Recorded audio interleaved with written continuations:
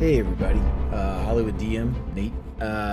I wanted to take a little bit of a moment to at least thank you for listening to my blah blah blah blah blah. My Kickstarter is nearing the end. I think I got like 3 days and some change, and it's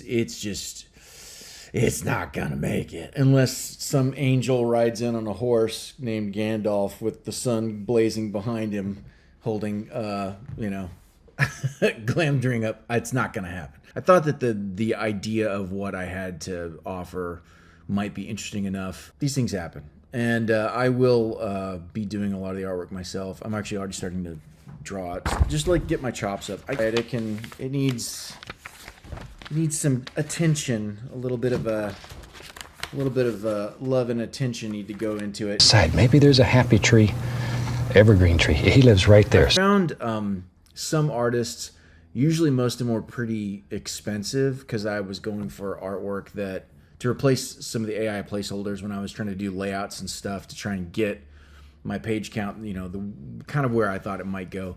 Sparked my imagination of, okay, I need to make, a woman, coming out of a tree or whatever, or I need to do a barbarian here, like maybe trying to axe down an orc or something like that. Like, these are things I'm like prepping. Okay, I need to replace something with a similar type of artwork. I'm prepping it out and planning, kind of like storyboarding for a movie or something. Anyways, finding artists to kind of exchange those pieces out, a lot of which were fairly expensive, which is why the price was high to do this Kickstarter. But I also found some that were unbelievably affordable, and of course those were overseas. Her nickname's just Dash, I guess, but she's a Russian lady that's really talented. She does really good portrait work, and I happen to have a great deal of NPCs that need to be replaced, and so I was like, oh shit, that'd be great. I think she's still pretty affordable, and so over the course of the next year, I'll be doing some art. My dad's a painter, actually. I'll have him do some landscapes.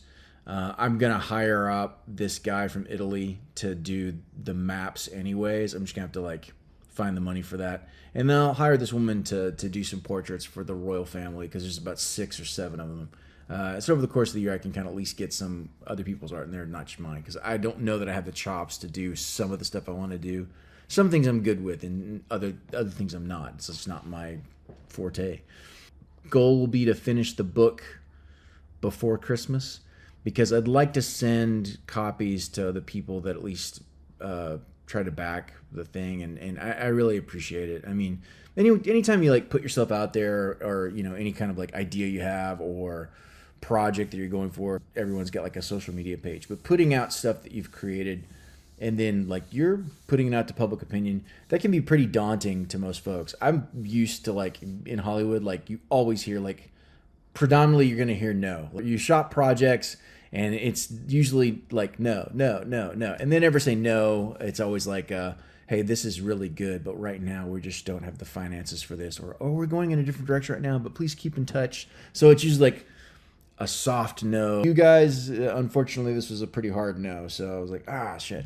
I've been role playing since I was 12 years old, so about 39 years now. I've had this love affair with Dungeons and Dragons and other role playing games, and really, really, I like the people. I like the conventions. I like the atmosphere.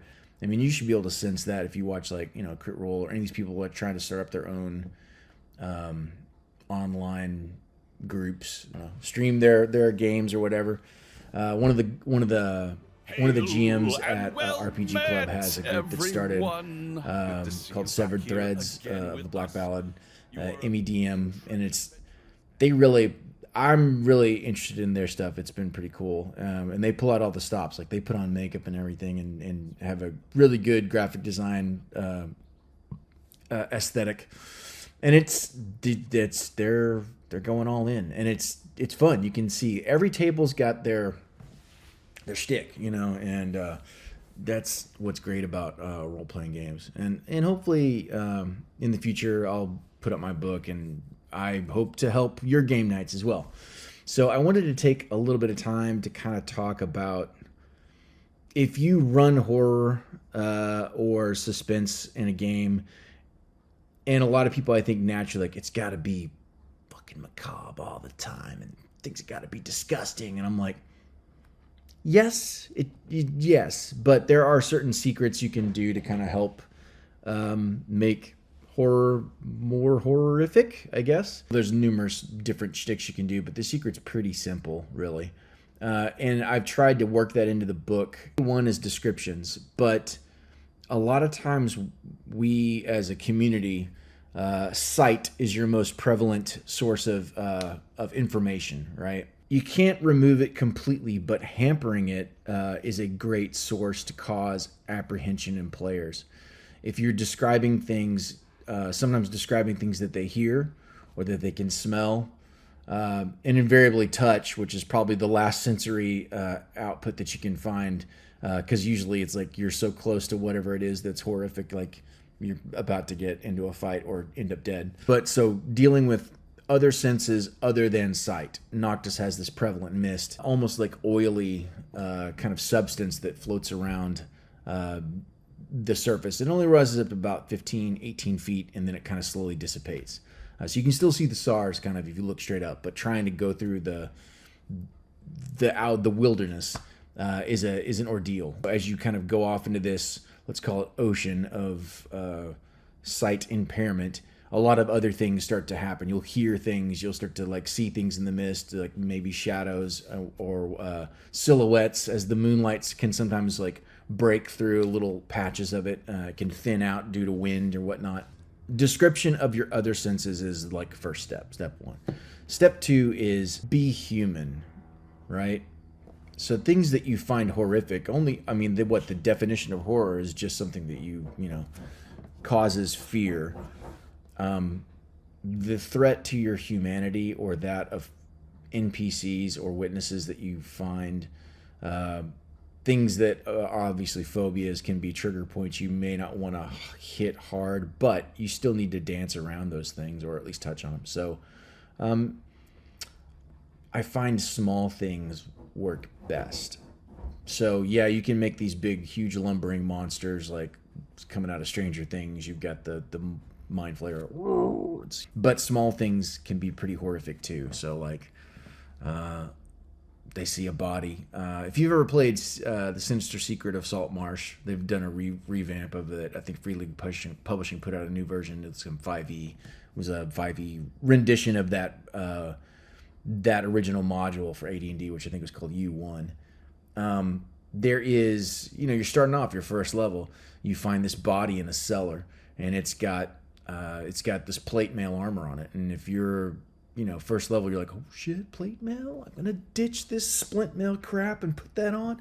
You immediately want to go over there, check it. I think this is magical, and you start to try and like put it on.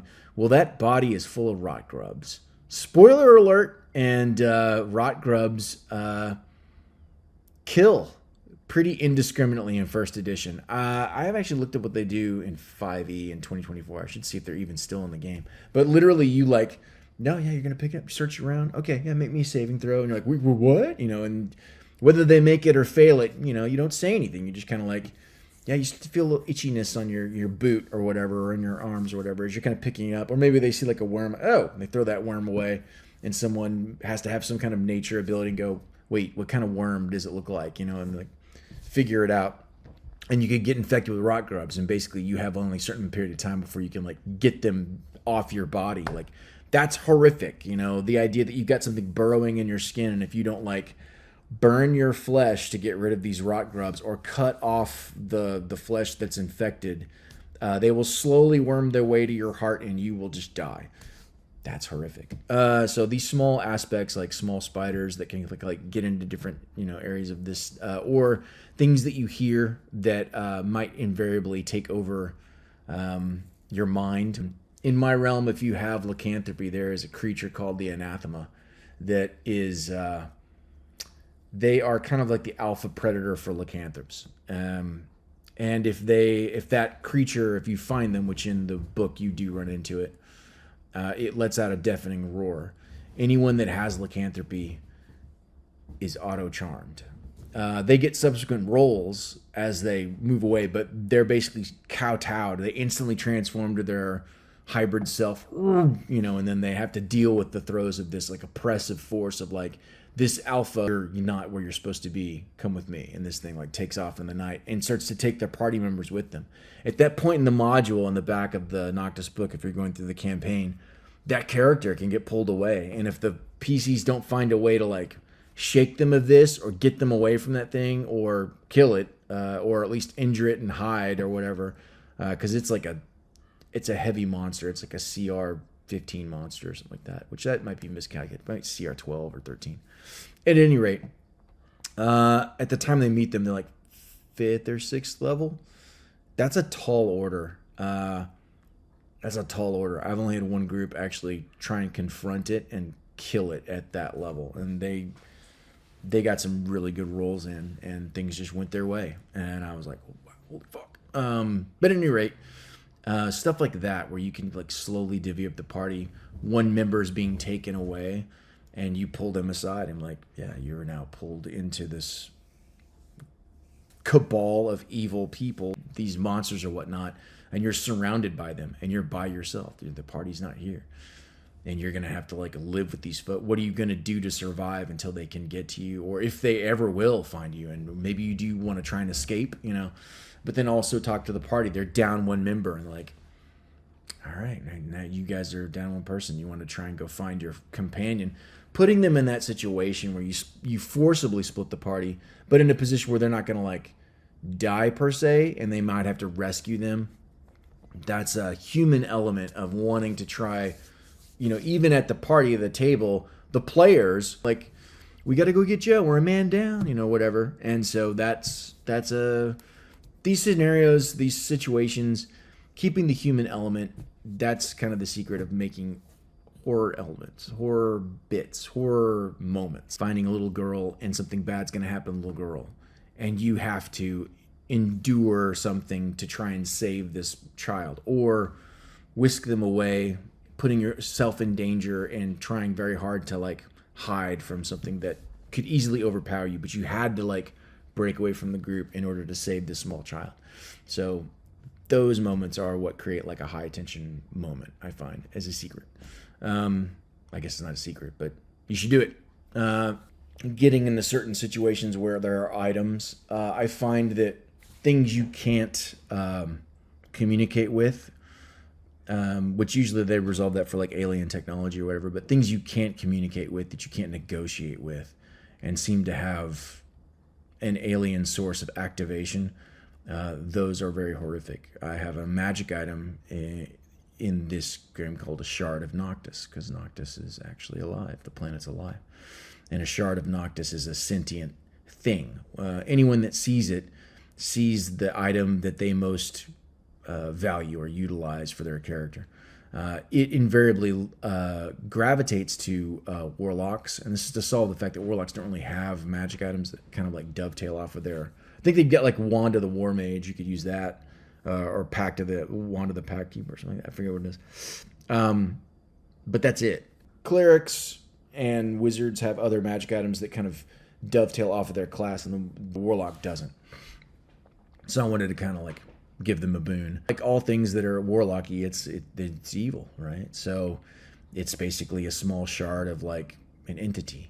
And as you reach down to touch it, it turns into like a black goo that can kind of like goes up your body and literally instantly starts attuning to you. So it goes through a mouth, eyes, ears, nose, whatever orifice it can like jump into. Think like a venom or whatnot, forcibly attunes to that individual. So you don't get a saving throw. You decided to touch it. You have foregone your saving throw to grab this item. As the item then liquefies and goes up your body and forcibly starts to attune you, and immediately go inert. You just fall over comatose. And your party's like, what the fuck just happened? Gone to the world while this thing is melding into you, and you form a symbiotic relationship with this weapon, this item, this thing that you need now. From this point on, that item gains 10% of your experience points. So everything that you get, it gets a fraction of that. And by the time you get to about 15th, 16th level, it has gained enough experience that the item, as it goes up in experience, it gets more powerful. But at a certain point, it becomes sentient to the point where its will overpowers yours. And if you don't find a way to separate yourself from this item, you will die. You just become an NPC, and you become what's called, I think I called a shade of Noctis.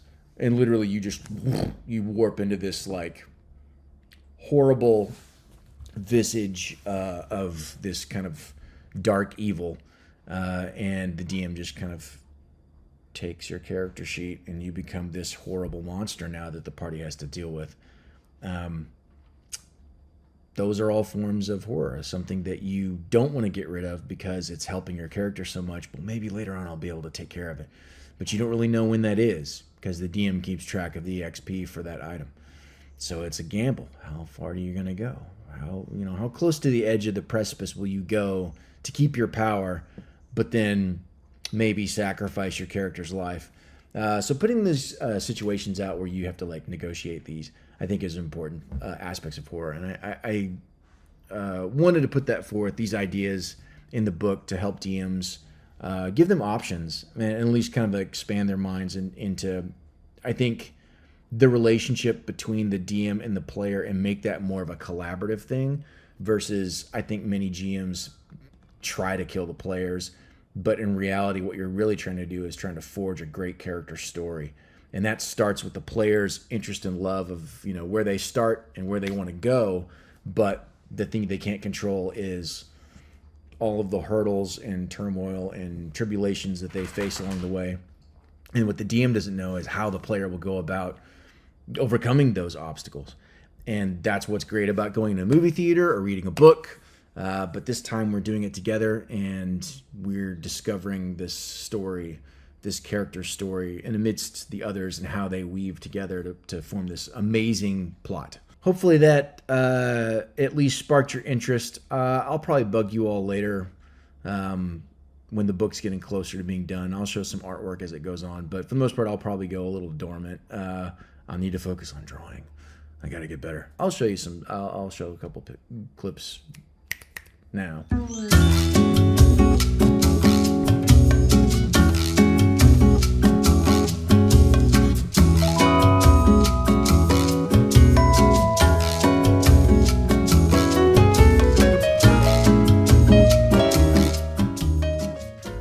But at any rate, thank you all for at least showing interest in watching my videos on YouTube, but also like in Instagram and other stuff, and at least having some interest in the storyline and hopefully the book itself as a supplement for your game nights. And I will do my best to put it out in a timely manner because I really need to get this out. I love the world setting, and I've got other supplements I want to write and get to.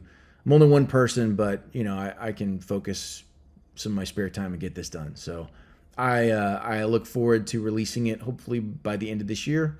And maybe you'll want to grab a copy. But for those of you that got into this and backed, they jumped in and to back it, which I'm really thankful for you all. The support was great. I'll send you a free copy. If I can, I'll send you a physical copy as well as a digital one. I really like the dice that we kind of concocted, so maybe I'll try and manufacture those and send some of those too. But at any rate, thank you so much, and I will look forward to gaming with you all later on. Have me DM for you. I actually still run games at RPG Club, so come on by. There's others just like me there, some really great GMs that do all sorts of stuff. And more games made is more games played, and that's always a good thing. And I'll talk to you guys later. Bye.